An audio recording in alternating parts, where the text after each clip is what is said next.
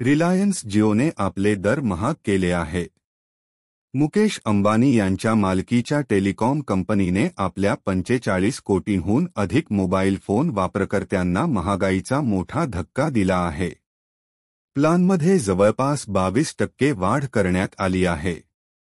यामुळे बहुतेक लोक बीएसएनएलकडे वळत आहेत। सरकारी दूरसंचार कंपनी बीएसएनएलने कोणत्याही प्लानच्या दरात वाढ केलेली नाही, ज्यामुळे बीएसएनएल प्लान अजूनही लोकांना कमी किमतीत उत्तम फायदे आणि वैधता देत आहे। आज आपण बीएसएनएल 997 प्लान आणि जिओ 999 प्लानची तुलना करणार आहोत। त्याच्या वैधतेच्या बाबतीत किमतीबाबत कोणता रिचार्ज प्लान फायदेशीर ठरताय? बीएसएनएल 997 रिचार्ज प्लान 997 रुपयांच्या या प्लानमध्ये वापरकर्त्यांना दररोज 2 GB हायस्पीड डेटा, कोणत्याही नेटवर्कवर अमर्यादित मोफत कॉलिंग आणि दररोज 100 SMSचा लाभ दिला जाईल।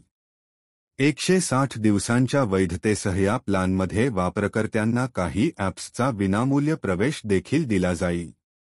वापरकर्त्यांना एकूण 320 GB हायस्पीड डेटा मिळेल।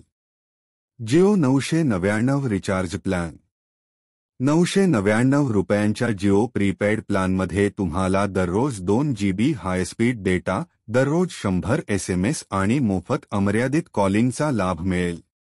98 दिवसांची वैधता असलेला हा प्लान वापरकर्त्यांना एकूण 196 GB हायस्पीड डेटा मिळताय। तसेच या प्लानमध्ये जिओच्या 3 ॲप्सचा समावेश आहे। बीएसएनएल वर्सेस जिओ, दोन्ही प्लॅनमध्ये काय फरक आहे?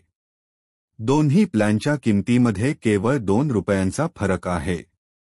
मात्र तुम्हाला दोन्ही प्लॅनच्या वैधतेमध्ये लक्षणीय फरक दिसेल। जिओ प्लॅन केवळ 98 दिवसांच्या वैधतेसह येतो, तर बीएसएनएल प्लॅनची वैधता 160 दिवसांची मिळते।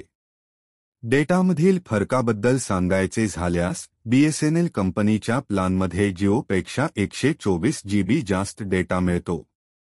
एकूणच बीएसएनएल प्लानची किंमत जिओच्या तुलनेत कमी आहे, परंतु डेटा आणि वैधतेच्या बाबतीत बीएसएनएलने आपल्या ग्राहकांची मने जिंकली आहेत।